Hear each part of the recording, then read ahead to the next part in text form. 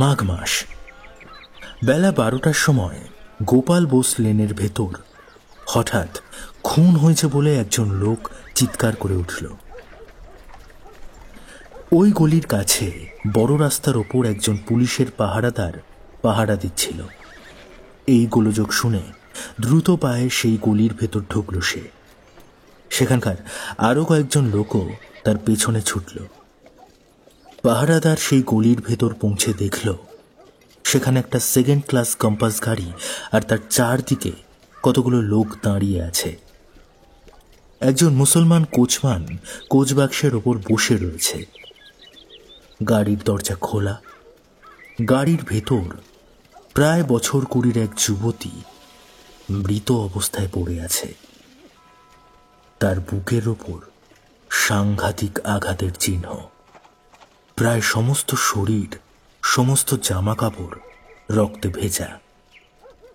গাড়ির ভেতর পর্যন্ত রক্তে লাল হয়ে গিয়েছে, আর তার ভেতর থেকে রক্ত চুঁইয়ে পড়ে গাড়ির নিচের মাটি পর্যন্ত রক্তাক্ত করে তুলেছে।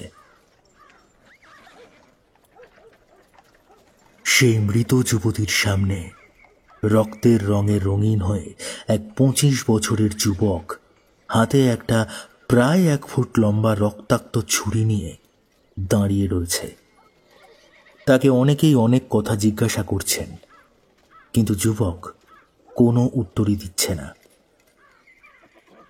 পাহারাদার লোকটি এবার এই ব্যাপার দেখে অত্যন্ত অবাক হল। সে সামনে এগিয়ে গেল এবং যুবককে লক্ষ্য করে জানতে চাইল, तुम कौन है? काहे औरत को खून किया? যুবকের মুখে এতক্ষণ পর্যন্ত কোনো কথা ছিল না, কিন্তু পাহারাদারের কথা শুনে একবার সে তার চোখের দিকে সরাসরি তাকালো এবং পাহারাদার অমনি 2 পা পিছিয়ে গেল। সেই সময় সেই যুবকের চোখ কেমন ভাবছে ধারণ করেছিল সেটা বলা শক্ত, সুতরাং তার বর্ণনাও দেওয়া সম্ভব নয়। কিন্তু যতদূর পর্যন্ত পরে জানা গিয়েছিল যে হত্যা করার পরই হত্যাকারীর চোখ যেন জলে ভেসে যাচ্ছিল।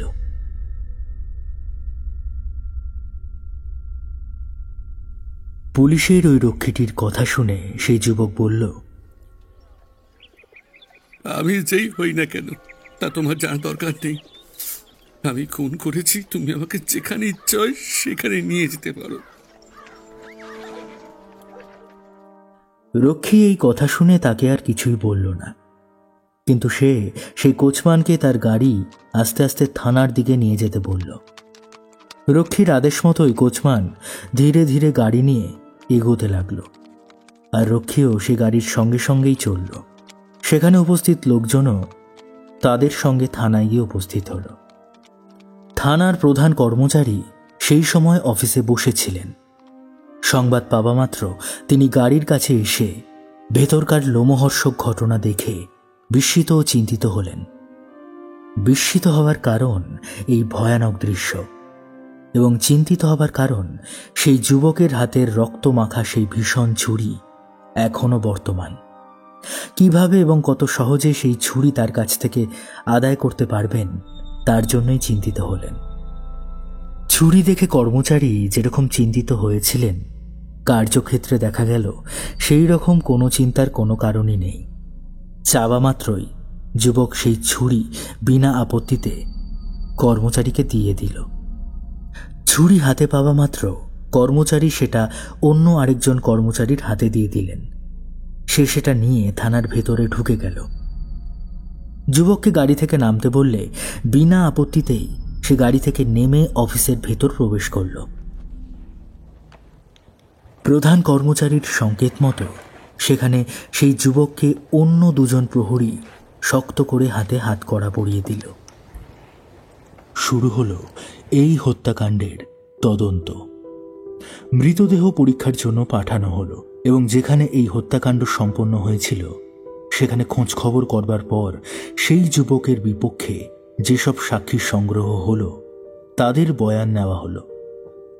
সেই যুবককে জিজ্ঞাসা করায় সে নিজের দোষ স্বীকার করে বলল, যাকে আমি খুন করেছি সে আমার স্ত্রী। তার চরিত্রের উপর আমার একান্ত সন্দেহ হয়, আমার প্রচন্ড রাগ হয়। কিন্তু সেই প্রবল রাগকে কোনোভাবেই আটকাতে না পেরে এই গাড়ির ভিতর সেই ছুরি দিয়ে আমি নিজের হাতে তাকে হত্যা করেছি। আর এটার জন্য উপযুক্ত শাস্তি গ্রহণেও আমি তৈরি আছি। যুবক এইসব কথা স্বীকার করল বটে, কিন্তু সে কে, তার নাম কি, কোথায় বা সে থাকে, তার কিছুই সে বলল না, এবং তার স্ত্রীর নামও প্রকাশ করল না বা তার কোনো পরিচয়ও দিল না। এইসব বিষয় জানবার পর পুলিশ বিলক্ষণ চেষ্টা করলেন, কিন্তু কোনোভাবে সফল হতে না পেরে আসামিকে ম্যাজিস্ট্রেট সাহেবের কাছে পাঠিয়ে দিলেন। সেখানে অগত্যা নাম প্রকাশে অনিচ্ছুক এক যুবক এই রকম নাম সাব্যস্ত করে তার বিপক্ষে এই মামলা চলতে লাগলো। সেই গুলির বাসিন্দা দু একজন লোক, কোচম্যান ও অন্যান্য কয়েকজন ব্যক্তির বয়ান ধীরে ধীরে নেবার কাজ শুরু হলো। ম্যাজিস্ট্রেট সাহেব এই মোকদ্দমা সম্পর্কে যেসব সাক্ষ্য গ্রহণ করেছিলেন তার সারমর্ম এই রকম। প্রথম সাক্ষী সেই গাড়ির কোচম্যান বলল, হুজুর, হাবড়া স্টেশনে ওই ভদ্রমহিলা কালীঘাট যাবার জন্য আমার গাড়ি ভাড়া করে ওঠেন এবং কালীঘাটের দিকে যেতে বলে।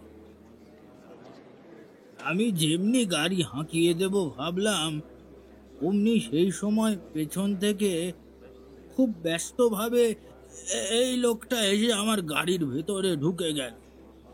যে গাড়ির ভেতরে একা একজন মহিলা বসে আছে, সেই গাড়ির ভেতরে একটা পুরুষকে হঠাৎ উঠতে দেখে আমি তাকে জিজ্ঞাসা করলাম, তুমি কে আর যাবেই বা কোথায়? তোরে লোকটা বলল, ইনি আমার স্ত্রী, রাগ করে চলে যাচ্ছিলেন, আমি খোঁজ পেয়ে পিছু নিয়েছিলাম। তারপর ওকে গাড়ির ভেতরে উঠতে দেখে আমি ওই গাড়ির ভেতরে উঠেছি। তারপর বললেন, তোমাকে কালীঘাটে যেতে হবে না, কলকাতায় আমাদের এক আত্মীয় থাকেন, সেখানে চলো।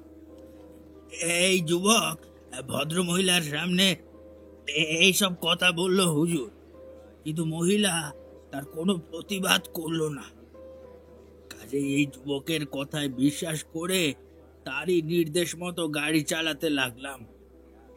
যখন আমার গাড়ি গোপাল বোস লেনে গিয়ে পৌঁছলো, সেই সময় গাড়িটা আচমকা কেমন যেন নড়ে উঠল। সেই সাথে কিরকম একটা অস্ফুট শব্দ শুনতে পেলাম। আমি গাড়ি থামিয়ে ভেতরে লক্ষ্য করে দেখলাম মহিলার শরীর একেবারে রক্তে ভেসে গেছে। সেই সময়ও তার হাত পা নড়ছিল হুজুর। তারপর দেখতে দেখতে স্থির হয়ে গেল। এই ছেলেটার হাতে দেখলাম একখানা রক্তাক্ত ছুরি হুজুর। সে সেই মহিলাকে সোজা করে বসানোর চেষ্টা করছে। এই ব্যাপার দেখে আমি ওদেরকে কিছু না বলে খুন হয়েছে বলে চিৎকার করতে থাকি হুজুর। আমার চিৎকার শুনে দেখতে দেখতে পাড়ার লোকজন অনেকেই এসে পড়ল। তারপর একজন পুলিশের লোকও সেখানে এসে আমাদের সবাইকে থানায় নিয়ে গেল হুজুর।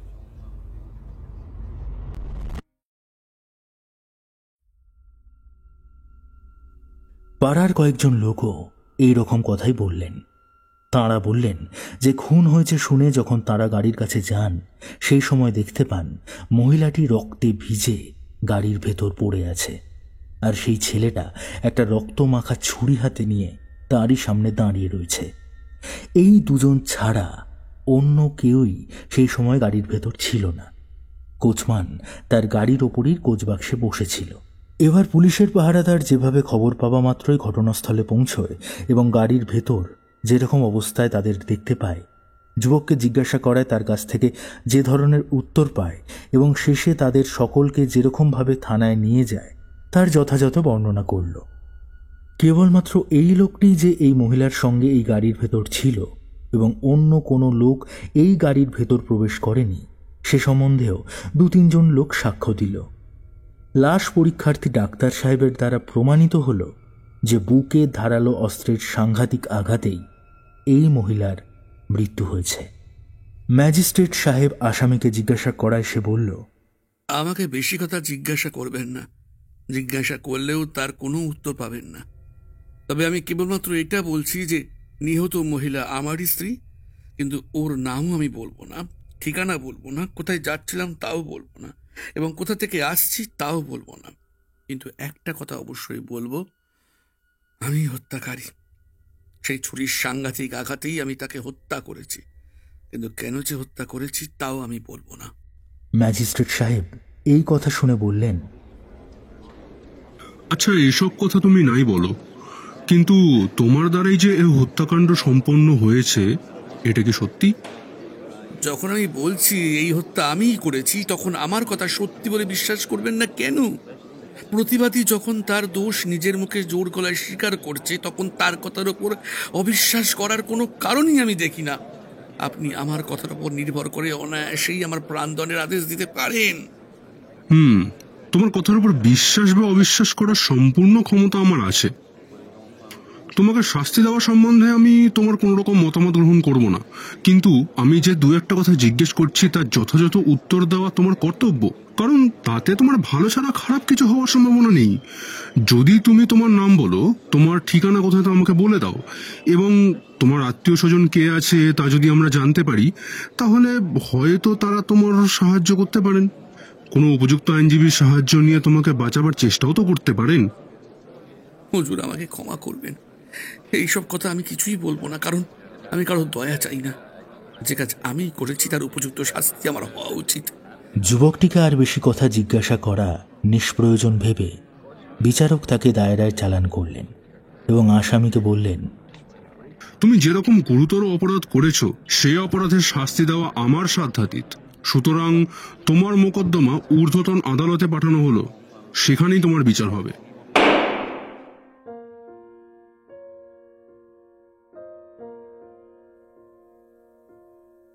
দায়রা বসতে এখনো 1 মাস দেরি। এই সময় একদিন প্রিয়নাথের ঊর্ধ্বতন কর্মচারী তাকে ডেকে বললেন,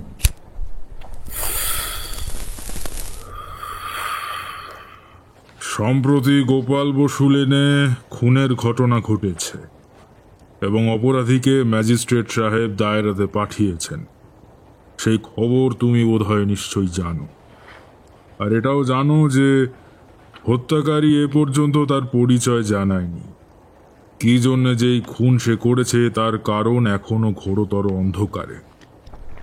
সম্প্রতি সরকারি কৌশলী যিনি গভর্নমেন্টের পক্ষ থেকে এই মোকদ্দমা দায়রায় চালাবেন, তিনি এই চিঠিটা লিখেছেন। খুনি মোকদ্দমার খুনের কারণ স্পষ্ট না হলে সে মোকদ্দমায় শাস্তি পাওয়া সহজ নয়। এই জন্যই তদন্তের ভার এখন তোমার হাতেই তুলে দিলাম। সব রকমভাবে চেষ্টা করে দেখো, যদি জানতে পারো সেই ব্যক্তি কে এবং কি কারণেই বা এই মহিলাকে হত্যা করেছে। নিম্ন কর্মচারীকে আদেশ দেওয়া ঊর্ধ্বতন কর্মচারীর পক্ষে খুবই সহজ কথা, কিন্তু কিভাবে যে সেই আদেশ পালন করতে হবে তার উপায় যে কেন কোনো ঊর্ধ্বতন কর্মচারী বলে দেন না বা বলতে পারেন না, এটাই বড় আশ্চর্যের কথা। যাই হোক, প্রিয়নাথ যখন আদেশ পেলেন তখন পারুন আর নাই পারুন সবিশেষ চেষ্টা তাকে করতেই হবে। কিন্তু কিভাবে করবেন, কোথায় যাবেন, কাকেই বা জিজ্ঞাসা করবেন? বেশ কিছুক্ষণ ভেবেও কোনো কিছু ঠাহর করতে পারলেন না প্রিয়নাথ। নানা রকম উপায় ভাবতে ভাবতে সেদিনটা কাটিয়ে দিলেন প্রিয়নাথ। ক্রমে রাত্রিও কেটে গেল, কিন্তু কোনো উপায় খুঁজে না পেয়ে সকালে উঠে হরিণবাড়ির জেলে গিয়ে উপস্থিত হলেন প্রিয়নাথ। যতদিন পর্যন্ত বিচার শেষ না হয় ততদিন পর্যন্ত হত্যাকারীকে জেলের ভেতর বন্দী থাকতে হয়, এটাই নিয়ম। সেই হত্যাকারীর সঙ্গে দেখা করবার আশায় প্রিয়নাথ যখন সেই জেলের ভেতরে ঢুকলেন তখন তার পরনে পুলিশের পোশাক ছিল না। একটা পরিষ্কার সাদা ধুতি, একটা সাদা কামিজ আর একটা গরম কম্বল সঙ্গে নিয়ে জেলের ভেতর ঢুকলেন তিনি।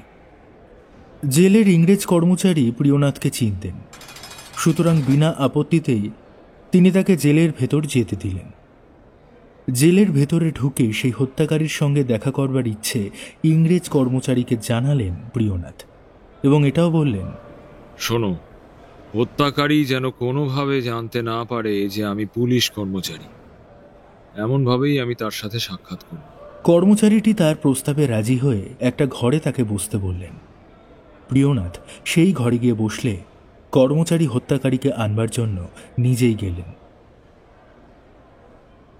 জেলের সেই কর্মচারী হত্যাকারীকে সঙ্গে করে আনলেন এবং যে ঘরে প্রিয়নাথ বসেছিলেন সেই ঘরের ভেতর ঢুকলেন।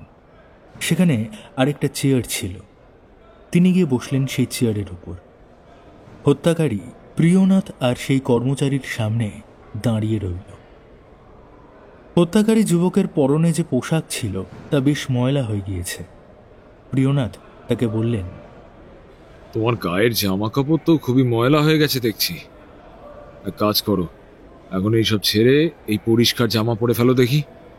যুবক প্রত্যুত্তরে বলল, আপনি কে সেটা জানতে না পারলে আপনার দেওয়া এই কাপড় চোপড় আমি নিতে আগ্রহী নই। যুবকের এই কথা শুনে প্রিয়নাথ একবার ভাবলেন আসল পরিচয়টা তাকে দিয়েই দেওয়া যাক, আর মিষ্টি কথায় ওকে ভালো করে বুঝিয়ে দেখা যাক যদি ছেলেটা ওর আসল পরিচয় দেয়।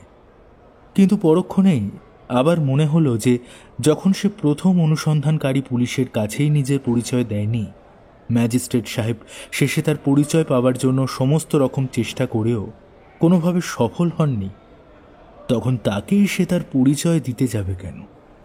এবং যদি সে না দেয় তাহলে এখানেই তাকে তার পরিকল্পনা পরিত্যাগ করতে হবে। এইসব সাতপাঁচ ভেবে প্রিয়নাথ বললেন, আমার পরিচয় দিলে তুমি কি বুঝবে? আমি তোমার পরিচিত নই, বা আগে আমি যে তোমাকে কখনো দেখেছি তাও মনে হয় না। যদি আপনি আমাকে নাই চেনেন বা আমিও যদি আপনাকে চিনতে না পারি, তাহলে এত কষ্ট করে এই জামা কাপড় আনার প্রয়োজন ছিল কি? আমার কোনো প্রয়োজন নেই, বা আমি ইচ্ছে করে তোমার জন্য এসব আনিনি। তোমার খুবই কাছের প্রিয়জন আমাকে অনুরোধ করেছিলেন যেন তোমার হাতে আমি এগুলো তুলে দিই। এবার তুমি যদি এগুলো নিতে একান্তই অপারগ হও, তবে আমি এগুলো ফিরিয়ে নিয়ে গিয়ে তার হাতেই তুলে দেব। প্রিয়নাথের কথা শুনে যুবক একটু চিন্তায় পড়ল। বিড়বিড় করে বলল, তবে কি আমার বাবা আমার এই অবস্থার কথা জানতে পেরেছে? তোমার বাবা যে তোমার সম্পর্কে অবগত এবং তিনি এ সকল জিনিস আমাকে দিয়ে পাঠিয়েছেন, এই কথা তো আমি বলিনি। আপনি বলুন আর নাই বলুন, বাবা ছাড়া আমার এমন আর কে আছেন যে আমার বিপদ দেখলে উতলা হবেন? দেখো, যিনি আমায় অনুরোধ করেছিলেন তিনি তোমার বাবা কিনা সেটা আমি জানি না। তুমি যদি ওনার নাম বলো তবে বুঝতে পারবো যে তিনি সত্যি তোমার বাবা কিনা। না মশাই, আমি আমার বাবার নাম বলবো না। কি জানি, যদি তিনি এই ব্যাপারে জানতে না পেরেই থাকেন তাহলে আমার পরিচয় প্রকাশ হয়ে যাবে, আর তিনি এখন বিদেশে আছেন। আমার বিশ্বাস খবর না পেলেও পেতে পারেন। তুমি কি মনে করো এই খবর এখনো তোমার বাবার কানে পৌঁছয়নি? তুমি কি মনে করো যে কলকাতায় তোমার আত্মীয় পরিজন নেই, তারা তোমার বাবাকে খবর দেননি? আপনি যাই বলুন, আমার বাবা জানতে পেরে থাকুন বা নাই থাকুন, আমি কিন্তু আপনাকে কোনো কথা বলছি না, বা আপনার আনা বা আমার আত্মীয়ের পাঠানো কাপড় জামাও আমি নিচ্ছি না। যে ব্যক্তির জীবনের আশা পরিত্যাগ করতে মনস্থির করে ফেলেছে, তার জন্য ময়লা আর পরিষ্কার কাপড়ের কোনো তফাৎই নেই।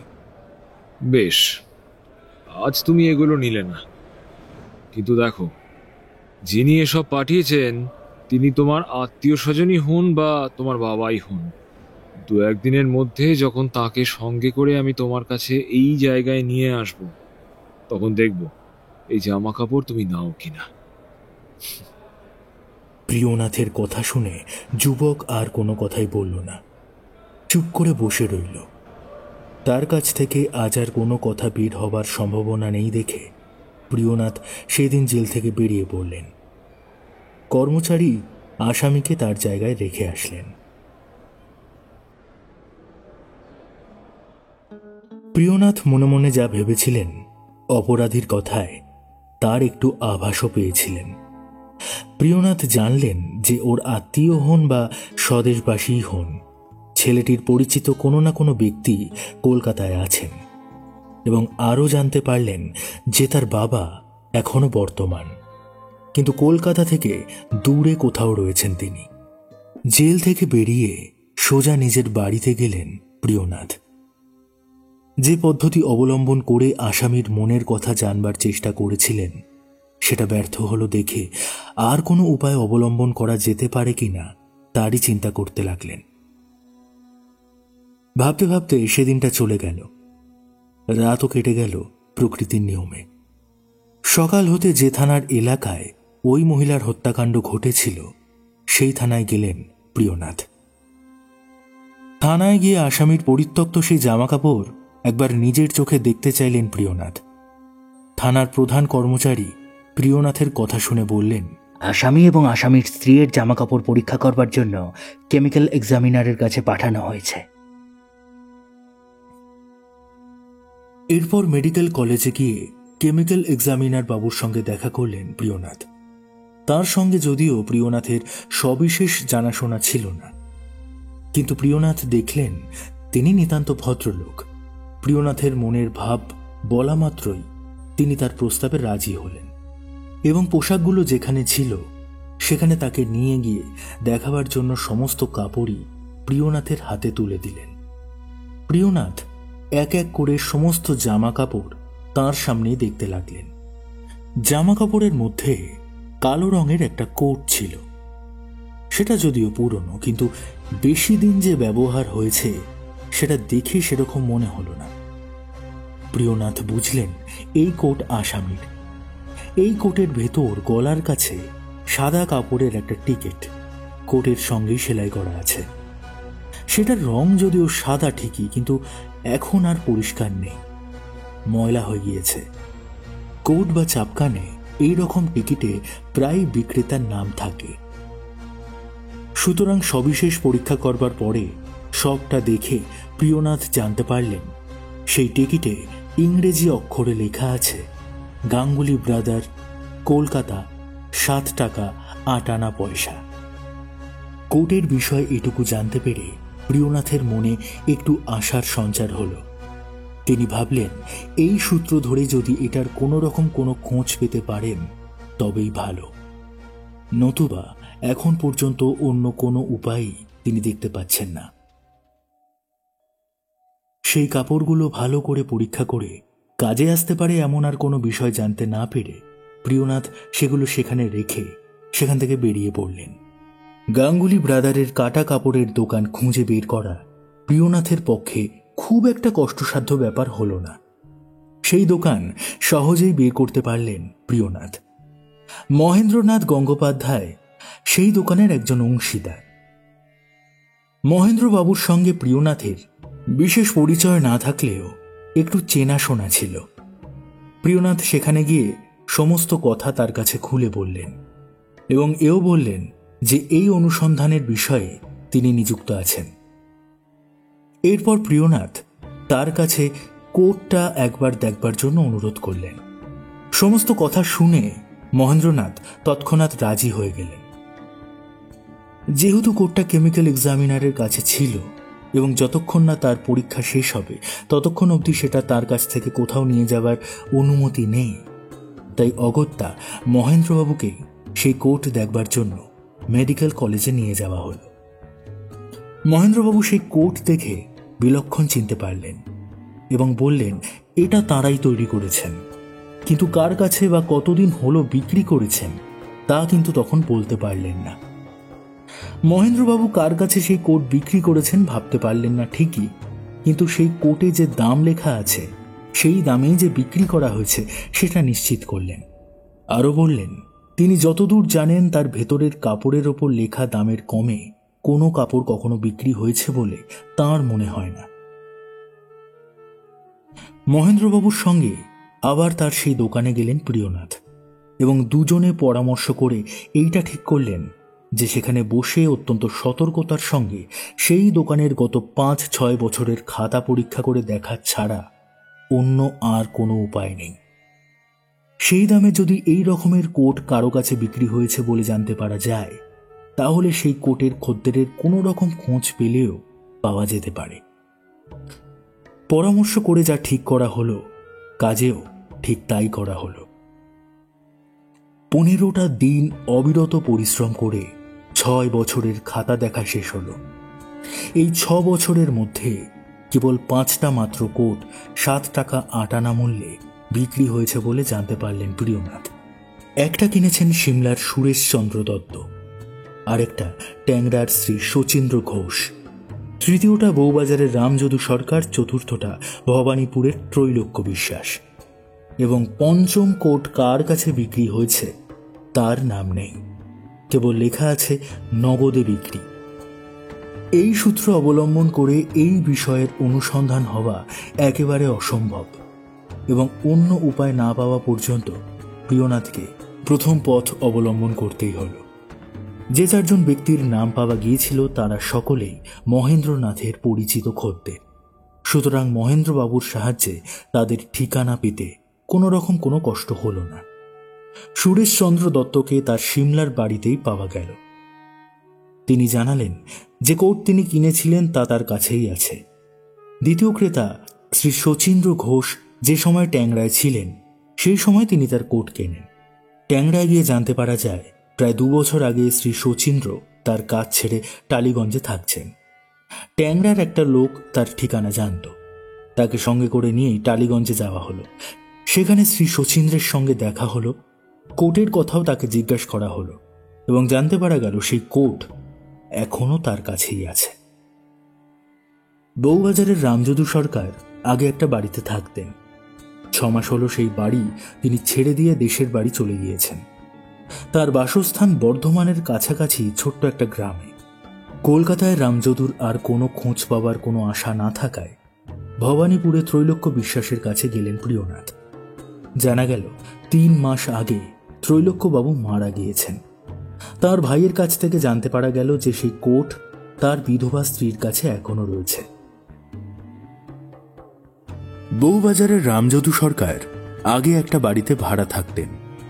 6 মাস হলো সেই বাড়ি তিনি ছেড়ে দিয়ে নিজের দেশের বাড়ি চলে গিয়েছেন। তার বাসস্থান বর্ধমানের কাছাকাছি ছোট্ট একটা গ্রামে। কলকাতায় রামযদুর আর কোনো খোঁজ পাবার আশা না থাকায় প্রিয়নাথ ভবানীপুরে ত্রৈলোক্য বিশ্বাসের কাছে গেলেন।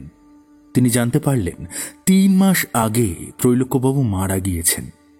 তার ভাইয়ের কাছ থেকে তিনি জানতে পারলেন যে তার সেই কোট তার বিধবা স্ত্রীর কাছে এখনো রয়েছে।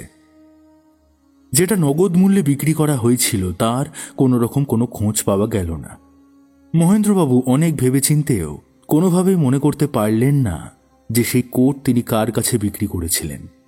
সুতরাং প্রিয়নাথ বেশ বুঝতে পারলেন যে সেই কোট সম্বন্ধে সব খোঁজ প্রায় এখানেই শেষ হল। প্রিয়নাথ ভাবলেন এখন ভরসার মধ্যে রামযদু সরকার। সেই কোট যদি তাঁরই হয় তাহলে তার সমস্ত কষ্টের অবসান হবে। এইসব ভেবে আর দেরি না করে রামযদুবাবুর দেশে রওনা দিলেন প্রিয়নাথ। বর্ধমান থেকে তার বাড়ি 4-5 ক্রোশের বেশি হবে না। পরদিন সকাল 8টার মধ্যেই তার বাড়িতে গিয়ে পৌঁছলেন প্রিয়নাথ। দেখলেন কোথাও যাবেন বলে তিনি বাড়ি থেকে বের হচ্ছেন।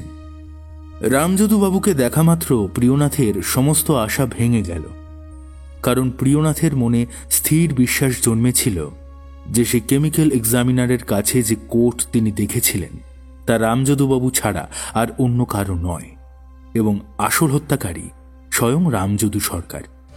সেই সময় রামযদুবাবুকে দেখে প্রিয়নাথ যতটা না অবাক হয়েছিলেন, তাঁর পরনের কোট দেখে ততোধিক বিস্মিত হয়েছিলেন। কারণ প্রিয়নাথ যে কোটের খোঁজে এতদূর এসেছিলেন, তিনি দেখলেন সেই কোট পরেই রামযদুবাবু নিজের বাড়ি থেকে বের হচ্ছেন। প্রিয়নাথকে দেখে রামযদুবাবু জিজ্ঞাসা করলেন, আপনি এখানে কি কাউকে খুঁজছেন? তাঁর কথার উত্তরে প্রিয়নাথ প্রথমে তার আসল পরিচয় দিল, কিন্তু কি কারণে তিনি যে সেখানে গিয়েছেন তা তাকে প্রথমে বললেন না। কেবল এটা বললেন, আপনার কাছে আমার একটা প্রয়োজন ছিল বলেই এখানে এসেছিলাম। রামযদুবাবু বললেন, আমার কাছে যদি কোনো প্রয়োজন থাকে তাহলে আসুন, আমার বাড়ির ভেতরে আসুন। আমি একটা কাজে বেরোচ্ছিলাম, না হয় পরেই বেরোবো ক্ষণ। আপনাদের কাজ শেষ হয়ে গেলেই তারপর বেরোবো। প্রিয়নাথ তার প্রস্তাবে রাজি হয়ে তার সঙ্গে তার বাড়ির ভেতরে গেলেন। তিনি তার সদর বাড়িতে প্রিয়নাথদের থাকার বন্দোবস্ত করে দিয়ে বাড়ির ভেতরে চলে গেলেন। কিছুক্ষণ পরে বাইরে বেরিয়ে এসে প্রিয়নাথদের কাছে বসলেন। তাঁর বাড়ির ভেতর যাওয়ার উদ্দেশ্য প্রিয়নাথরা বুঝতে পারলেন। আজ প্রিয়নাথরা তার বাড়ি থেকে কোথাও যেতে পারবেন না। খাওয়া দাওয়ার বন্দোবস্ত করার তোড়জোড় হতে লাগলো। রামযদুবাবু প্রিয়নাথের কাছে একটু চুপ করে বসে থেকে তারপর বললেন, মহাশয়, কিছু যদি মনে না করেন, কেন আমার কাছে এসেছেন যদি অনুগ্রহ করে বলেন আর কি, তাহলে আমার দুশ্চিন্তা একটু হলেও কমে আর কি। কারণ যখন আপনাদের নাম শুনলেই ভয় হয়, তখন আপনাদের আশায় যে কীরকম ভয় পেয়েছি তা আমি বুঝতে পারছি। আপনারা বুঝতে পারেন কি না জানি না। রামযদুবাবুর এইসব কথা শুনে প্রিয়নাথ বললেন, আমার আশায় আপনার কোনো রকম ভয় বা চিন্তা করার কারণ নেই। আমি যে কাজের জন্য আগমন করেছিলাম সেই কাজ হয়ে গেছে। এখন আমি এখান থেকে যেতে পারি। আপনি কি কাজের জন্য এলেন আর আপনার কাজই বা কিভাবে শেষ হলো তা তো আমি কিছুই বুঝতে পারলাম না। সে যাই হোক, যদি আপনাদের কোনো রকম অসুবিধে না থাকে আর কি, তাহলে কি জন্যে এসেছিলেন তা কি জানতে পারি? আসলে একটু শান্তি পাই আর কি। আর আজ আপনাদের এখান থেকে যাওয়া হবে না। আজকে এখানে থাকুন, কাল দুজনেই এখান থেকে বেরোবো ক্ষণ। আচ্ছা, তবে আজ আপনার এখানেই থাকবো। এই বলে প্রিয়নাথ কেন তার বাড়িতে এসেছিলেন তা সবিস্তারে বললেন। প্রিয়নাথের কথা বেশ মনোযোগ সহকারে শুনে রামযদুবাবু বললেন, এতক্ষণ পরে আমি সুস্থ হলাম। কারণ আমি ভেবেছিলাম যে আপনি আমার বিপক্ষেই কোনো রকম খোঁজ করতে এসেছেন। আপনি যা ভেবেছেন তা সত্যি। যে কোট আপনি আমার গায়ে দেখছেন, এটা সেই কোটই বটে। এই কোট আমি 7 টাকা 9 আনা দামে গাঙ্গুলি ব্রাদারের দোকান থেকে কিনেছিলাম। আমি যে বাড়িতে থাকতাম সে বাড়িতে ললিত বাবু নামে আরেক যুবক থাকতেন। আমরা দুজনেই এরকম 2টো কোট একদিনে কিনেছিলাম। এক জোড়া কোট, দুটোই একই রকম আর একই দামের। রামযদুবাবুর এই কথা শুনে প্রিয়নাথের মনে আবার একটা আশার সঞ্চার হলো। প্রিয়নাথ বললেন, গাঙ্গুলি ব্রাদারের সঙ্গে আপনার দেনা পাওনা ছিল কি? আপনি সেই কোট ধারে নিয়েছিলেন না নগদে? যতদূর মনে পড়ছে আমি ওটা সেই সময় ধারে নিয়েছিলাম। পরে সময় মতো সেই ধার চুকিয়েও দিয়েছি। আপনার কি মনে আছে যে কোটটা ললিতবাবু নিয়েছিলেন তার দাম তিনি সেই সময় দিয়ে দিয়েছিলেন নাকি দেননি? আমার মনে হয় ললিতবাবু নগদ দাম দিয়েই নিয়েছিলেন। ললিতবাবুর পুরো নাম কি? শ্রী ললিত মোহন মুখোপাধ্যায়। তিনি এখন কোথায় তা আপনি বলতে পারেন? এখন তিনি যে কোথায় তা আমি জানি না, কিন্তু তার ভাই যোগেন্দ্রনাথ মুখোপাধ্যায় কলকাতার জেনারেল পোস্ট অফিসের একজন কেরানি।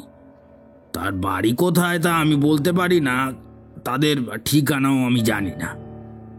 রামযদুবাবুর কাছ থেকে এই কয়েকটি কথা জেনে প্রিয়নাথ একটু আশান্বিত হলেন।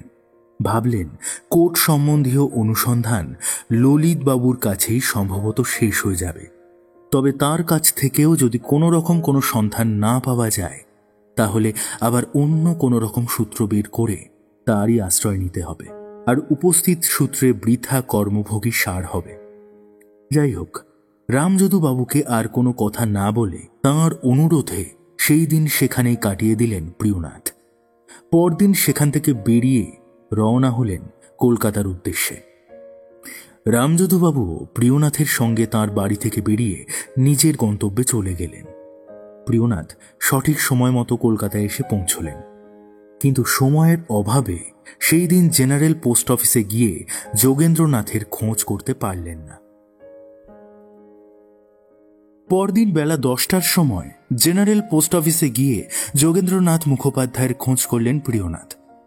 ললিতের কথা জিজ্ঞাসা করায় তিনি জানালেন যে ললিত এখন কলকাতার প্রধান টেলিগ্রাফ অফিসে কাজ করেন।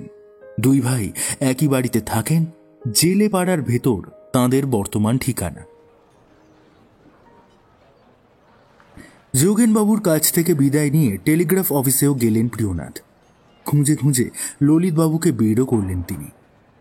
ললিতবাবু প্রিয়নাথকে অফিসের বাইরে দাঁড়াতে বললেন এবং প্রায় আধ ঘন্টা দাঁড়িয়ে থাকবার পরে ললিতবাবু প্রিয়নাথের কাছে এলেন।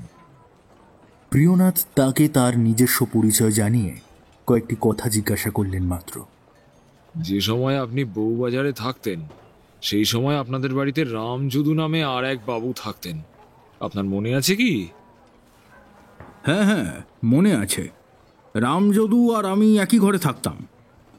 আপনি আর রামযদু দুজনে একদিন গাঙ্গুলি ব্রাদারের দোকানে একই রকমের দুটো গরম কোট কিনেছিলেন, মনে পড়ে?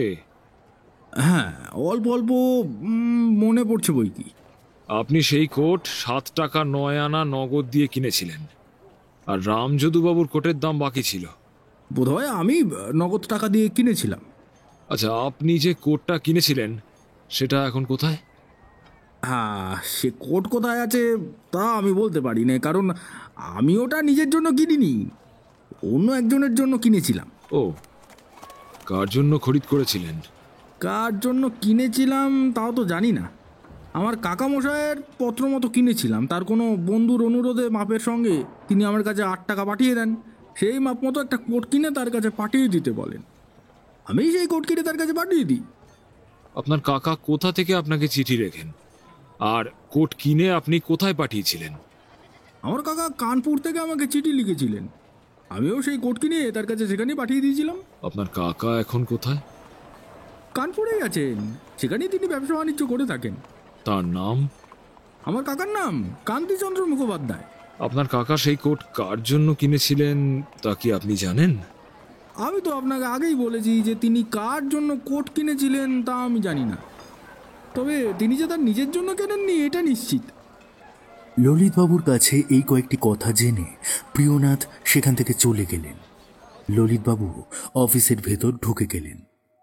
এই মামলা সম্বন্ধে কলকাতার অনুসন্ধান আপাতত শেষ হলো। এখন গন্তব্য কানপুর।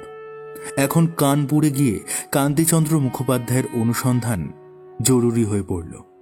যা অবলম্বন করে এই খোঁজ চলছে, শীঘ্রই তার মীমাংসা করা প্রয়োজন ভেবেই সেই দিন রাত 9টার সময় মেল ট্রেনে কানপুর যাওয়ার জন্য কলকাতা ছাড়লেন প্রিয়নাথ। নির্দিষ্ট সময়ে গাড়ি কানপুরে গিয়ে পৌঁছল। প্রিয়নাথ গাড়ি থেকে নেমে কোথায় যে যাবেন কিছুক্ষণের জন্য তা চিন্তা করলেন।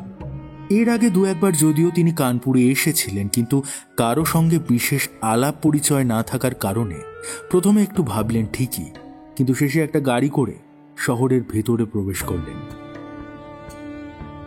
কানপুরে বাঙালির সংখ্যা নিতান্ত কম নয়। কান্তিবাবুর খোঁজ পেতে প্রিয়নাথকে খুব একটা কষ্ট পেতে হলো না। কয়েকজন বাঙালিকে জিজ্ঞাসা করার পরই কান্তিবাবুর বাড়ির ঠিকানা ঠিকই জানতে পারলেন। যে সময় তিনি কান্তিবাবুর বাড়িতে গিয়ে পৌঁছলেন সেই সময় কান্তিবাবু বাড়িতে ছিলেন না। প্রায় 2 ঘন্টা কান্তিবাবুর বাড়িতে অপেক্ষা করবার পরে কান্তিবাবু বাড়িতে এলেন।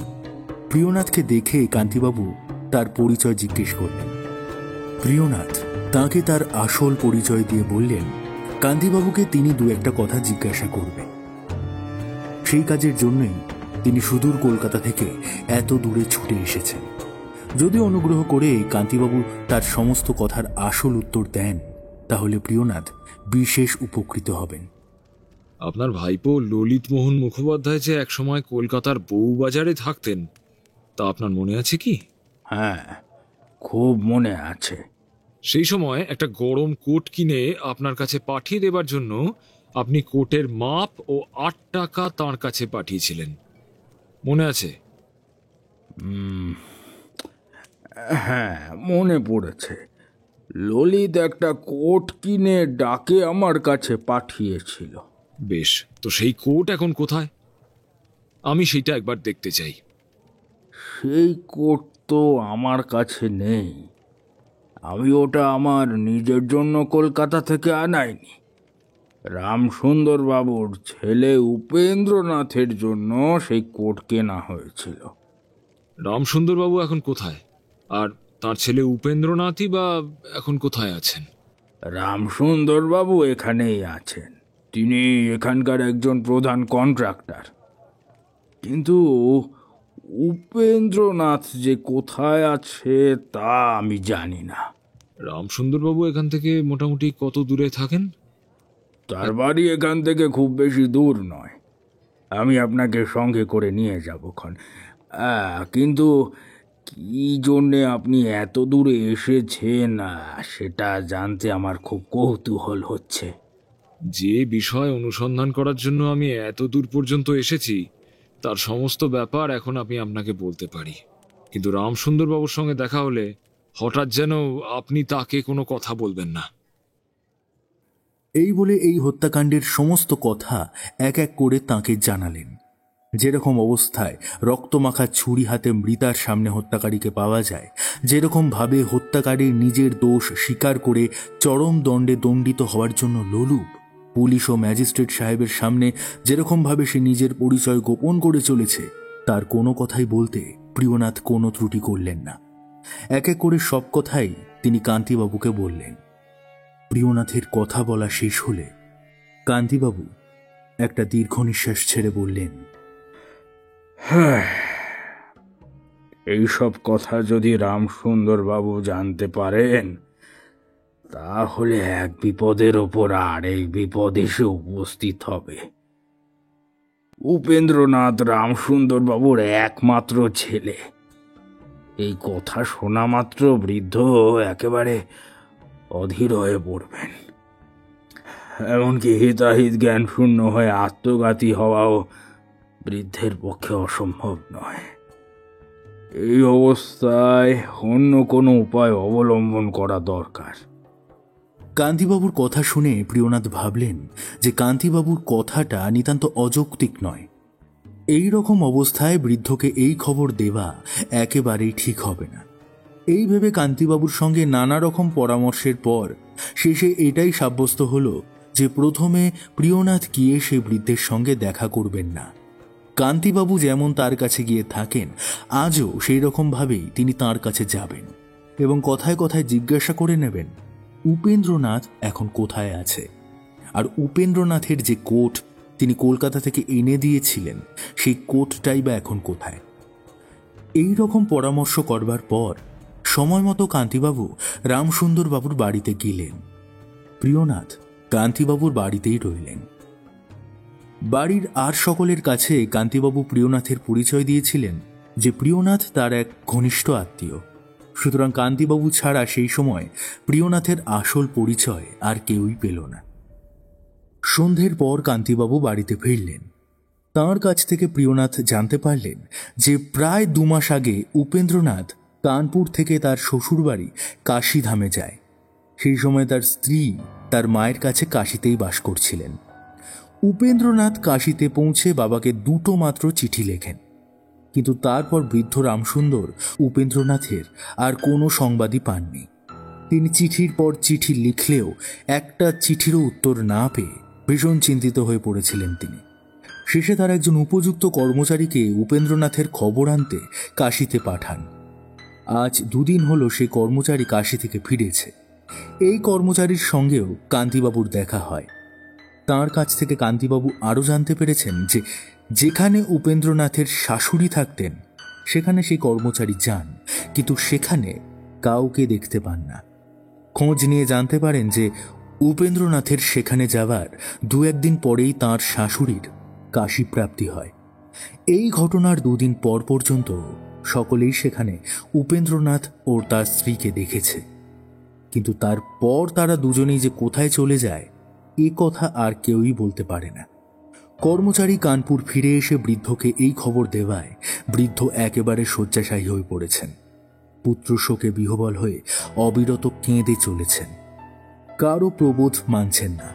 তাঁর ছেলে জীবিত আছে এ কথা তাকে বিশ্বাস করানো এখন নিতান্ত সহজ কাজ নয়। কাশীতে যাওয়ার সময় উপেন্দ্রনাথ কি কি জিনিস নিয়ে গিয়েছেন বাড়ির চাকরের কাছ থেকে সেই সব বিষয়ে খোঁজ করায় কান্তিবাবু জানতে পেরেছেন যে কোটের খোঁজে প্রিয়নাথ এত দূর এসেছেন সেই কোট তিনি সঙ্গে করে নিয়ে গিয়েছেন।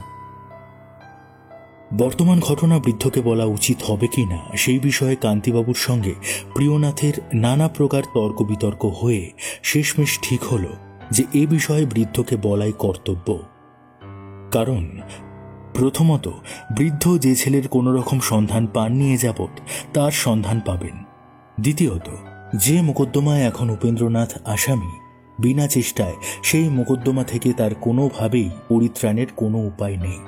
এমতাবস্থায় তার বাবা যদি খবর না পান তাহলে কেই বা মোকদ্দমার দেখভাল করবে আর কেই বা অর্থ সাহায্য করবে।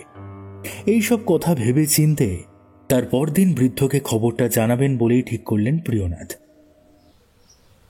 পরদিন সকালে প্রিয়নাথ আর কান্তিবাবু দুজনেই রামসুন্দরবাবুর বাড়িতে গেলেন। সেই সময় রামসুন্দরবাবু বাড়ির ভেতরেই ছিলেন। কান্তিবাবু একজন পরিচারককে দিয়ে খবর পাঠিয়ে দিলেন যে একজন ভদ্রলোক উপেন্দ্রনাথের সংবাদ নিয়ে এসেছেন। রামসুন্দরবাবু এই খবর শোনা মাত্রই বাইরে এলেন। প্রিয়নাথ এবং কান্তিবাবু দুজনকে দেখেই রামসুন্দরবাবু জিজ্ঞেস করলেন, উপেন্দ্রর খবর কে এনেছেন? আমার উপেন্দ্র এখন কোথায়? সে ভালো আছে তো? উত্তরে প্রিয়নাথ জানালেন, আমি উপেন্দ্রবাবুর খবর এনেছি। তিনি যদিও এখন জীবিত আছেন এবং মোটামুটি সুস্থই আছেন, কিন্তু অত্যন্ত বিপদের মধ্যে দিন কাটাচ্ছেন। উপেন্দ্র আমার বিপদের মধ্যে দিন কাটাচ্ছে? সে এখন কোথায়? তার কি বিপদ ঘটেছে? উপেন্দ্রবাবু যেরকম বিপদগ্রস্ত হয়েছেন সেটা আপনাকে বলার জন্যই আমি এতদূর পর্যন্ত এসেছি। কিন্তু আপনি একটু শান্ত না হলে সমস্ত কথা আমি আপনাকে কিভাবে বলি বলুন তো। উপেন্দ্রবাবু এখানে নেই, তিনি এখন কলকাতায় কোনো এক ফৌজদারি মোকদ্দমায় পড়ে তিনি এখন আসামি হয়েছেন। বিচার এখনো শেষ হয়নি। আমার উপেন্দ্র যে জীবিত আছে এটা শুনে আমি খানিক সুস্থ হলাম। ফৌজদারি মামলায় সে যে আসামি হয়েছে তা নিয়ে আমি অতটা ভাবছি না। তার জন্য খরচপত্র বাবদ উকিল কৌশলীর বন্দোবস্ত করে দেব। সে নিশ্চয়ই ছাড়া পাবে। কিন্তু আপনি যে আমাকে এই খবর দিতে এসেছেন, আপনি কে? আমি একজন পুলিশ কর্মচারী। আপনার ছেলের অনুরোধে আপনাকে এই খবর দিতে এত দূরে ছুটে এসেছি। আপনি যখন পুলিশ কর্মচারী তখন আপনি নিশ্চয়ই বলতে পারবেন যে আমার উপেন্দ্রনাথ কি ধরনের ফৌজদারি মোকদ্দমায় পড়েছে, কে তার নামে নালিশ করেছে, কি জন্যেই বা তার নামে অভিযোগ হয়েছে, এবং কিভাবেই বা সে কাশী থেকে আমাদের খবর না দিয়ে একেবারে কলকাতায় চলে গেছে।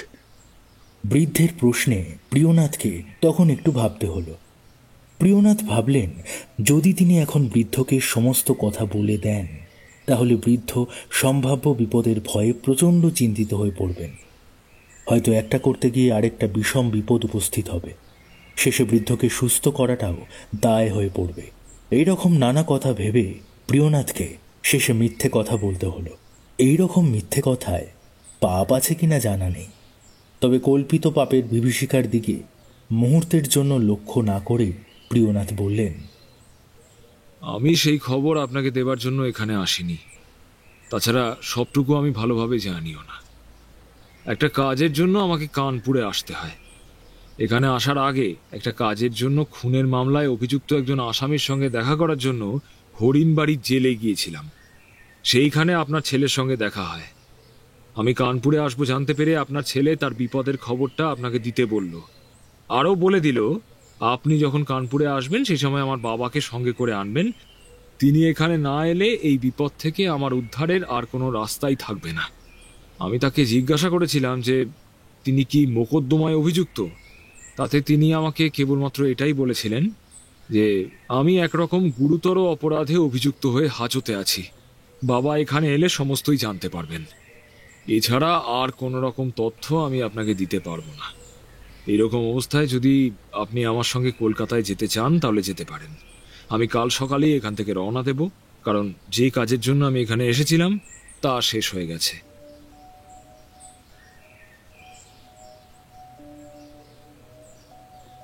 প্রিয়নাথ দেখলেন বৃদ্ধ তার সমস্ত কথা খুব মনোযোগ দিয়ে শুনলেন। পরদিন প্রিয়নাথের সঙ্গে কলকাতায় আসবেন বলেই ঠিক করলেন। সেই দিনও প্রিয়নাথকে কান্তিবাবুর বাড়িতেই থাকতে হলো।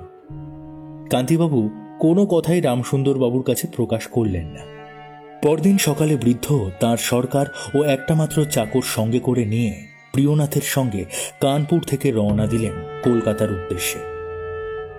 যেদিনই প্রিয়নাথরা কলকাতায় পৌঁছলেন সেই দিনই রামসুন্দর বাবু তাঁর ছেলের সঙ্গে দেখা করতে চাইলেন এবং প্রিয়নাথ যাতে নিজে গিয়ে উপেন্দ্রনাথের সঙ্গে দেখা করিয়ে দিতে পারেন তার জন্য তাকে বারংবার অনুরোধ করতে লাগলেন। প্রিয়নাথ তার অনুরোধে রাজি হয়ে বললেন, তাই হবে। আজই আমি আপনাকে সঙ্গে করে হরিণবাড়ির জেলে নিয়ে যাব, যাতে উপেন্দ্রনাথের সঙ্গে আপনার দেখা করিয়ে দিতে পারি তার বন্দোবস্তও করব। এই বলে কেবলমাত্র বৃদ্ধকে সঙ্গে করে নিয়ে প্রিয়নাথ সেই দিনই হরিণবাড়ির জেলে গেলেন। যাওয়ার সময় রাস্তায় তাকে প্রিয়নাথ বললেন, দেখুন রামসুন্দরবাবু, উপেন্দ্রনাথ এখন হাজতের আসামি। তার সঙ্গে দেখা করা খুব একটা সহজ নয়। জেলের প্রধান কর্মচারীর আদেশ ছাড়া কেউ হাজতের আসামির সাথে কথা বলতে পারে না। সেই জন্যই হাজতের আসামির সঙ্গে দেখা করতে প্রায় সকলেই সেখানে সকালে গিয়ে থাকেন, কারণ সেই প্রধান কর্মচারীর সঙ্গে সকাল ছাড়া দেখা হবার বা তার কাছ থেকে অনুমতি পাবার আর কোনো উপায় নেই। এমতাবস্থায় যখন আপনি এখনই যাচ্ছেন, তখন যে উপেন্দ্রনাথের সঙ্গে দেখা করে কথা বলে আসতে পারবেন তা আমার মনে হয় না। তবে আমি যেহেতু পুলিশ কর্মচারী, তাই আমি যখন ইচ্ছে তখনই জেলের ভেতর যেতে পারি। যার সঙ্গে ইচ্ছে তার সঙ্গে দেখা করতে বা কথাবার্তা বলতে পারি। যখন আপনি আপনার ছেলেকে এত করে দেখতে চাইছেন, তখন আমি আপনার জন্য জেলের ভেতর যাব এবং সঙ্গে করে উপেন্দ্রনাথকে এখানে নিয়ে আসব, যাতে আপনি জেলের বাইরের দরজার সামনে দাঁড়িয়ে তাকে দেখতে পারেন।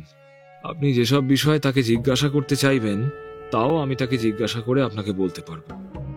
এটা ছাড়া আপনি যদি তার সঙ্গে দেখা করে নিজে জিজ্ঞাসাবাদ করতে বা কোনো পরামর্শ দিতে চান, তাহলে বলবো অন্য কোনো দিন সময় মতো এসে প্রধান কর্মচারীর আদেশ নিয়ে আপনি সেটাও করতে পারেন। প্রিয়নাথ দেখলেন বৃদ্ধ তার কথায় রাজি হয়ে গেলেন। তাঁকে জেলের বাইরে রেখে প্রিয়নাথ জেলের ভেতরে ঢুকলেন। বৃদ্ধ জেলের দরজার সামনে ছেলেকে দেখার জন্য দাঁড়িয়ে রইলেন। প্রিয়নাথ জেলের ভেতরে যাওয়ার সময় তিনি তাকে ডেকে বলে দিলেন, উপেন্দ্রনাথ কি মোকদ্দমায় পড়েছে, কেনই বা তার হাজত হয়েছে, আর এটার জন্য কি ধরনের প্রমাণ দরকার, সমস্ত কথা ভালো করে জিজ্ঞাসা করে নেবেন। আরো জিজ্ঞাসা করবেন যে সে কলকাতায় এসেছে কেন, আর তার স্ত্রী বা এখন কোথায়।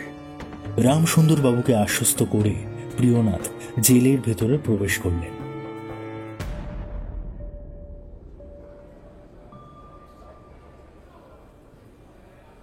জেলের প্রধান কর্মচারীরা প্রিয়নাথকে ভালোভাবেই চিনতেন। সামনে জেলার সাহেবকে দেখতে পেয়ে প্রিয়নাথ তাকে মনের কথা বললেন। জেলার সাহেব প্রিয়নাথের প্রস্তাবে রাজি হয়ে আসামিকে প্রিয়নাথের সামনে এনে দিলেন। প্রিয়নাথকে দেখা মাত্রই উপেন্দ্রনাথ ভীষণ অবাক হল। প্রিয়নাথ তাকে আশ্বস্ত করে বৃদ্ধ রামসুন্দরের দিকে ইঙ্গিত করে দেখালো। উপেন্দ্রনাথ বৃদ্ধের দিকে একবার তাকালো ঠিকই, কিন্তু সেই দৃষ্টি ক্ষণস্থায়ী হল মাত্র মুহূর্তের জন্যে। উপেন্দ্রনাথ নিজের মুখ ফিরিয়ে নিয়ে কাঁপতে কাঁপতে সেখানে বসে পড়ল। তার মুখ থেকে একটা কথাও বেরোল না। উপেন্দ্রনাথের সেই অবস্থা দেখে প্রিয়নাথ একটু ঘাবড়ে গেলেন। ভাবলেন উপেন্দ্রনাথ হত্যার অপরাধে অভিযুক্ত, সুতরাং তার মন যে অস্বাভাবিক দুশ্চিন্তাপূর্ণ তা নিয়ে কোনো সন্দেহই নেই। তার উপর তার যে অভিসন্ধি থাকুক না কেন, যে কারণে সে নিজের পরিচয় দিতে একেবারেই অসম্মত ছিল, আজ যে কেবল সেটাই প্রকাশ হয়ে পড়ল তাই নয়, তাঁর সেই স্নেহময় বৃদ্ধ বাবা তার বিপদের কথা শুনে আর কোনোভাবেই যখন নিজের মন স্থির রাখতে পারলেন না, ছেলেকে দেখার জন্য এই ঘোর বিপদ থেকে তাঁকে বাঁচানোর জন্য এতদূর পর্যন্ত চলে এলেন, তখন উপেন্দ্রনাথের মনের অবস্থা যে কেমন হলো তা অনুমান করা উপেন্দ্রনাথ ছাড়া আর কারো পক্ষে সম্ভব নয়। এই রকম অবস্থায় বিপদের ওপর বিপদ ঘটার সম্পূর্ণ সম্ভাবনা রয়েছে। সেই দুশ্চিন্তায় রুগ্ন কারারুদ্ধ উপেন্দ্রনাথের পক্ষে এই সময় নিজের মনকে শান্ত রাখা নিতান্ত সহজ নয়।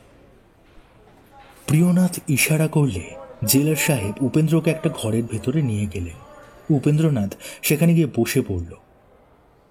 প্রিয়নাথ সেটা দেখে তার কাছে বসলেন। জেলার সাহেবও উল্টো দিকে বসে পড়লেন। আজ ভয়ানক পরীক্ষার দিন।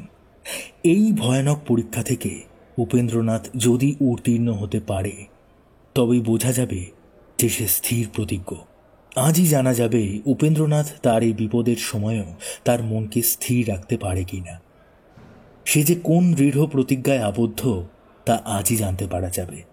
সেই প্রতিজ্ঞা তার যৌবন সুলভ চঞ্চল মনের ক্ষণস্থায়ী প্রতিজ্ঞা, নাকি দৃঢ় ও নির্মল মনের অবিনশ্বর অক্ষয়, আজ তা বুঝতে পারা যাবে। তার সেই অস্বাভাবিক ঘোরতর প্রতিজ্ঞার অর্থ ঠিক কি? প্রিয়নাথ ডাকলেন, উপেন্দ্রনাথ। উপেন্দ্রনাথ প্রিয়নাথের মুখের দিকে তাকালো। তাঁর চোখের যে দৃষ্টি প্রিয়নাথ আগে দেখেছিলেন, আজ সেই দৃষ্টি নেই। ঘোর প্রতিজ্ঞায় আবদ্ধ ভয়ানক বিপদসংকুল বিষয়ে নির্ভয়ের চোখের যে চাহনি, আজ সেই চাহনিও নেই। আজ তার চোখ সরল এক বালকের চোখের মতোই মনে হলো।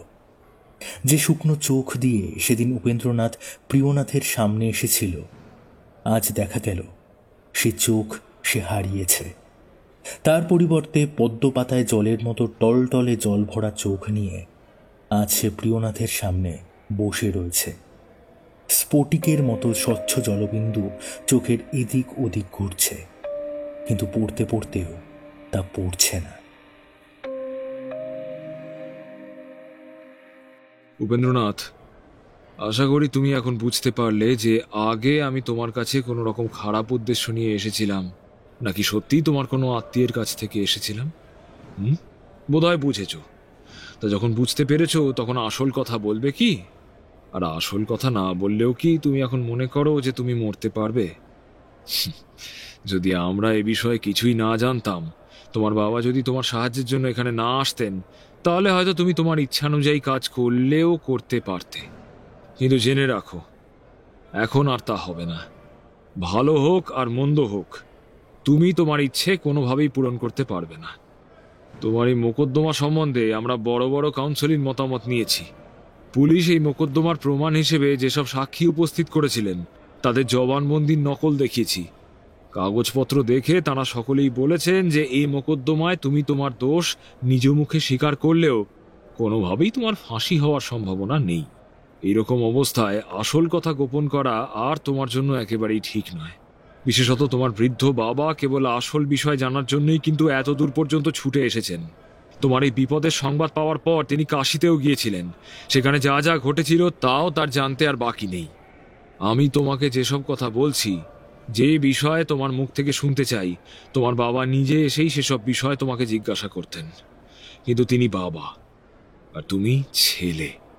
পাছে সব কথা তার কাছে জানাতে তোমার লজ্জা বোধ হয়, এই জন্য তিনি নিজে তোমার কাছে না এসে বাইরে দাঁড়িয়ে আছেন, আর তার হয়ে আমাকে তোমার কাছে পাঠিয়েছেন।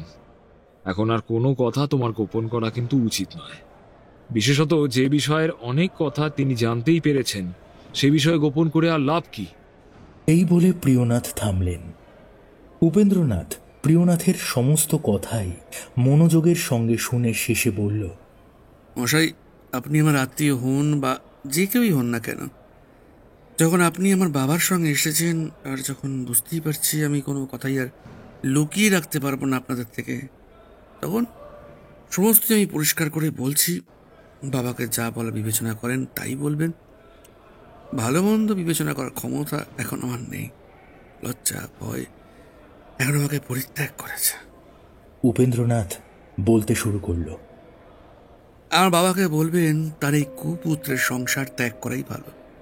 যে নিজের মনকে চিনতে পারল না, এতখানি বয়সও নিজের ভালো মন্দ বুঝতে পারল না, তার এই সংসারে বেঁচে থাকার কোনো দরকার নেই।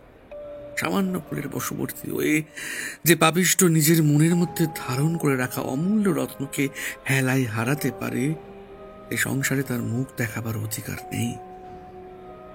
মশাই, আর বাবাকে বলবেন তার কাছ থেকে বিদায় নেবার পর কাশিতে আসার দুদিন পরেই আমার শাশুড়ি মা মারা গেলেন। মাতৃশোকে নিতান্ত অস্থির হয়ে আমার স্ত্রী প্রবল কান্নাকাটি করছিল।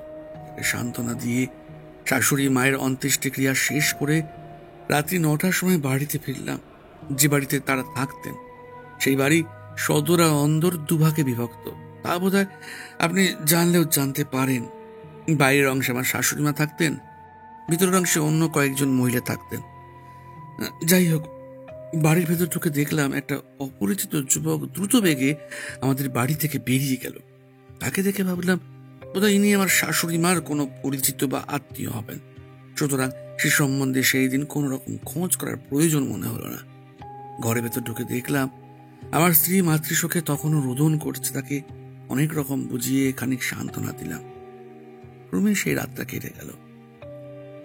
সময়ের সঙ্গে সঙ্গে শোক দুঃখ যে ক্রমে ভুলতে হয় তার পরদিন থেকে তা বুঝতে পারলাম। আমার স্ত্রী প্রথম দিন যেরকম শোকে আচ্ছন্ন ছিল, দেখলাম দ্বিতীয় দিন তার কিছুটা কমে গেল। ভাবলাম আরো 2 দিন কেটে গেলে যেমন চতুর্থীর কাজ শেষ হয়ে যাবে, অমনি আমি আমার স্ত্রীকে নিয়ে কানপুরে চলে যাব।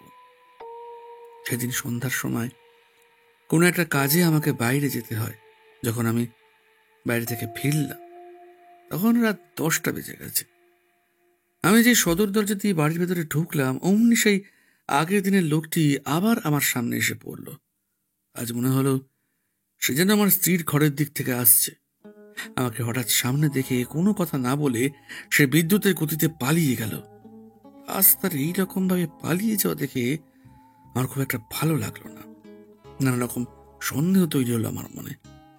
ঘরের ভেতরে ঢুকে দেখি আমার স্ত্রী জেগে আছে। তখন তাকে সেই অপরিচিত পুরুষের কথা জিজ্ঞাসা করলাম, কিন্তু সে তার সম্বন্ধে কোনো কথাই আমাকে বলতে পারল না।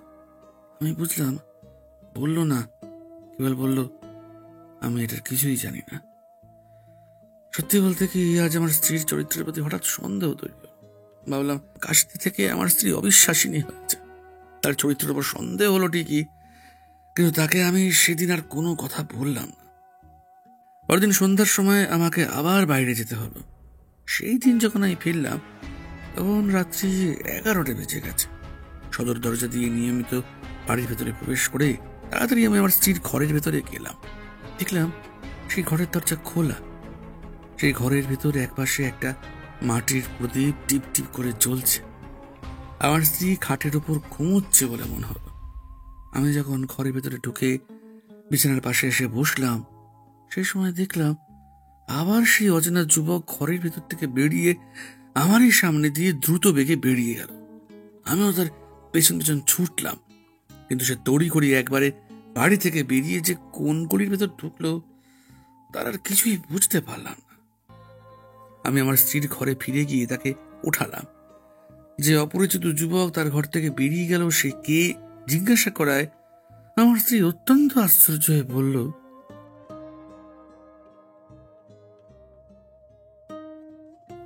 এই কথা আমার ভালো লাগলো না।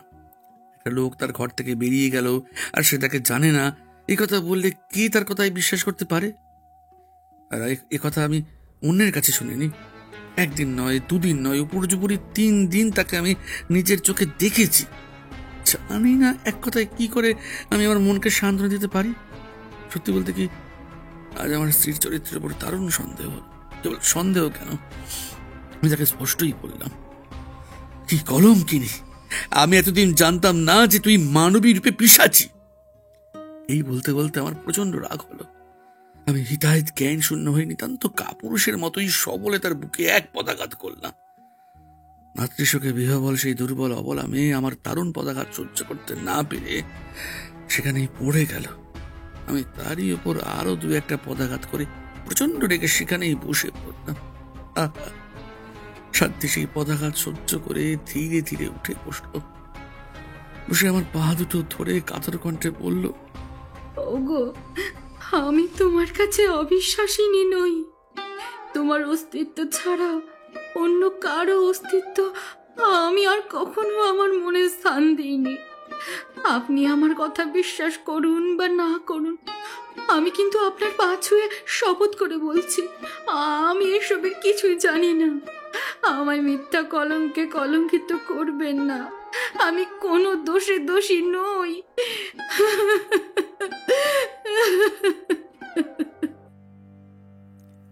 স্ত্রীর এই কান্নার শব্দে আমার রাগ আরো বহু গুণ বেড়ে গেল।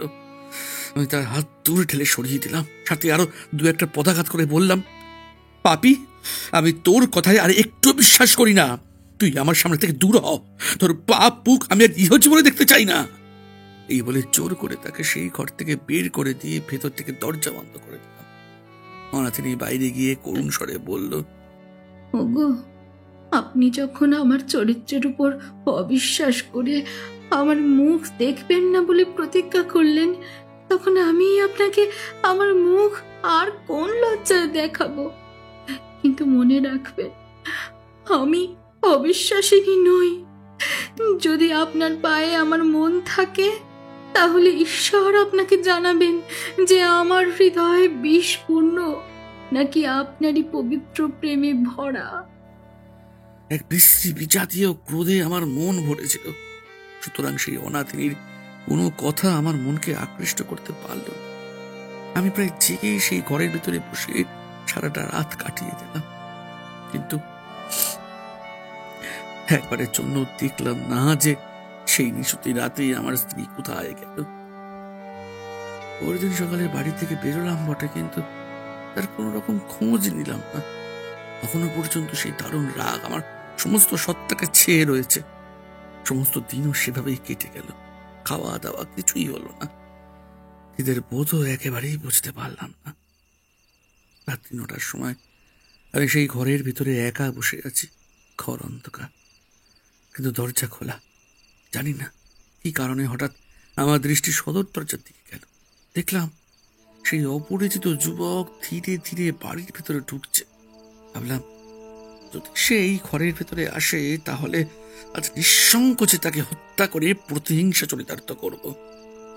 যুবক ধীরে ধীরে বাড়ির ভিতরে ঢুকলো। আমার ঘরের সামনে গিয়ে অন্যদিকে চলে গেল। আমার ঘরে ঢুকলো না দেখে আমিও আস্তে আস্তে উঠলাম, আর খুব নিঃশব্দে পা টিপে টিপে ওর পিছু নিলাম। দেখলাম সে ধীরে ধীরে আমাদের ঘর পেরিয়ে সেই বাড়ির ভিতরের একটা ঘরে গিয়ে ঢুকলো।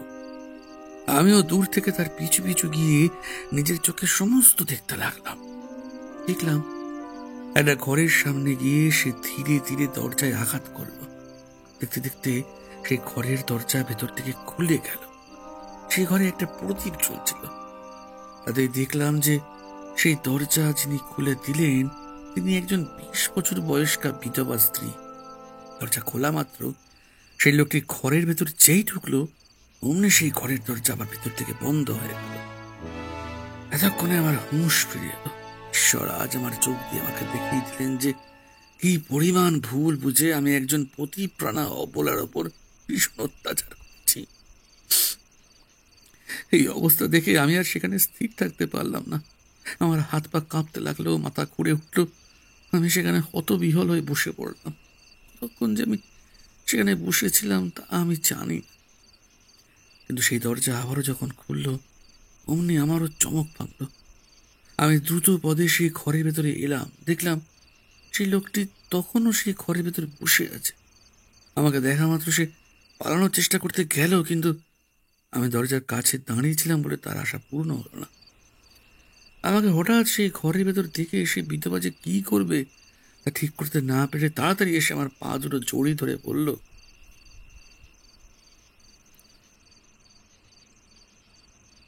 আপনি আমার বাবা। এই ভীষণ কলঙ্ক থেকে আজ আপনি আমাকে রক্ষা করুন, নইলে আমি আমার এই পোড়া মুখ আর কাউকে দেখাতে পারবো না।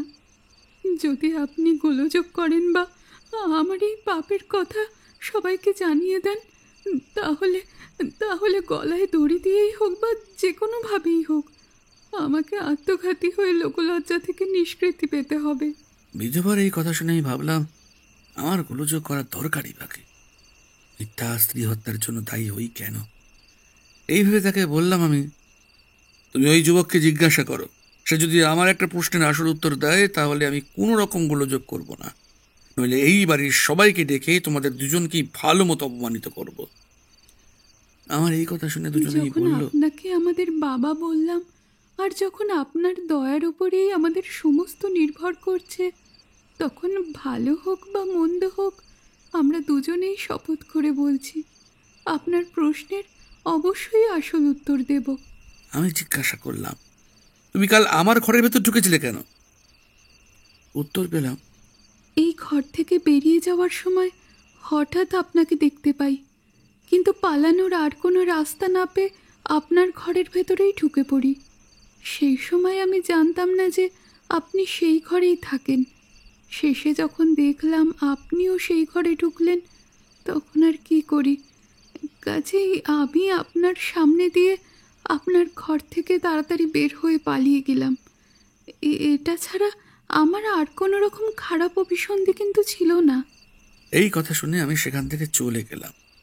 ওদের কলঙ্কের কথা আমি আর কাউকে না জানিয়ে সেই সময় থেকে আমি আমার স্ত্রীর সন্ধান আরম্ভ করলাম, কিন্তু সেই খোঁজ কোনোভাবেই পেলাম না।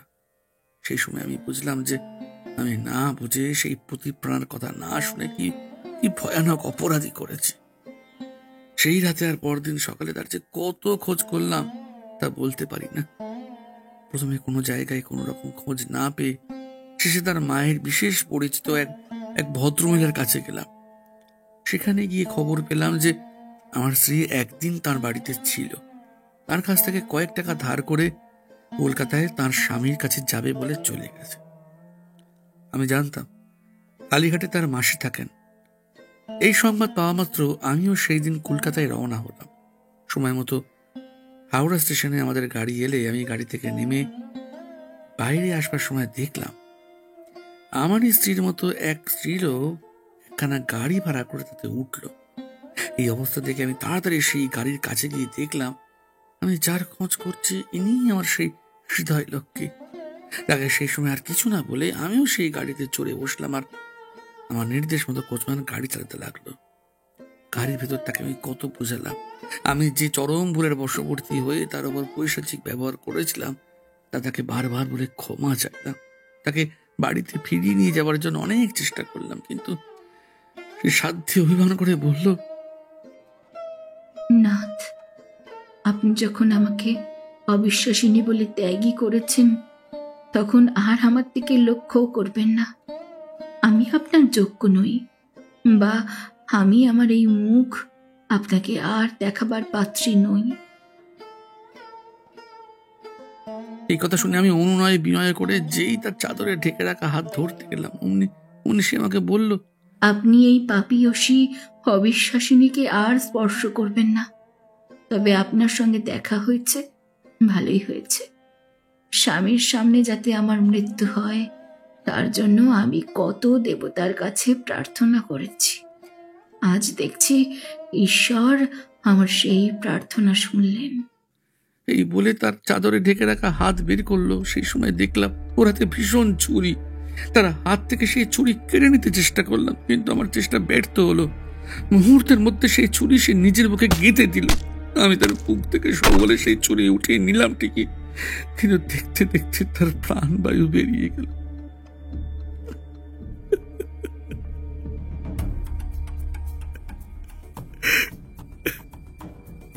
আমারই জন্য আমারই সামনে নিজের জীবন বিসর্জন করলো। তার জন্য আমার জীবন শেষ হওয়াই বাঞ্ছনীয়, শেষ হওয়াই বাঞ্ছনীয়।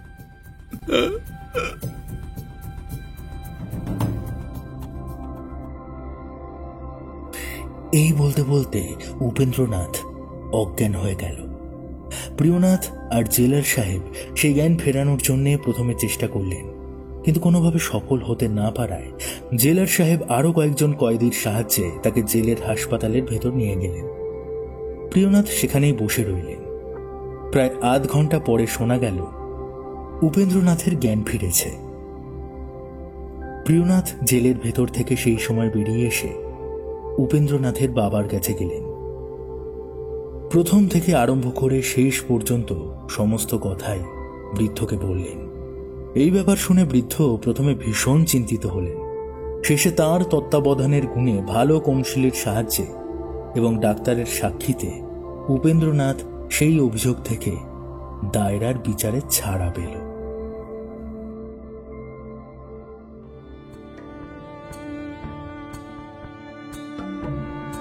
শেষ হলো আমাদের আজকের নিবেদন। শ্রী প্রিয়নাথ মুখোপাধ্যায় রচিত দারোগার দপ্তর দারোগার দপ্তর থেকে গোপাল বসু লেন হত্যা রহস্য, দারোগার চরিত্রে ভেল অফ টেলস থেকে শীর্ষেন্দু ভৌমিক, গল্পের অন্যান্য বিভিন্ন চরিত্রে সৌরভ ধনী সাহা, পিয়ালি, দেবস্মিতা, শাওন ও আমি প্রভাকর। গল্পের আবহ আমি প্রভাকর। পোস্টার ডিজাইন অব্র মহান্ত। আজকের নিবেদন আপনার কেমন লাগলো অবশ্যই জানান আমাদের ইউটিউব কমেন্ট বক্সে। ভালো লাগলে লাইক, কমেন্ট, শেয়ার করতে ভুলবেন না। আগামী পর্বে আরও একটি রোমহর্ষক গল্প নিয়ে উপস্থিত থাকবো আমি। ভালো থাকবেন, সুস্থ থাকবেন। শুভরাত্রি।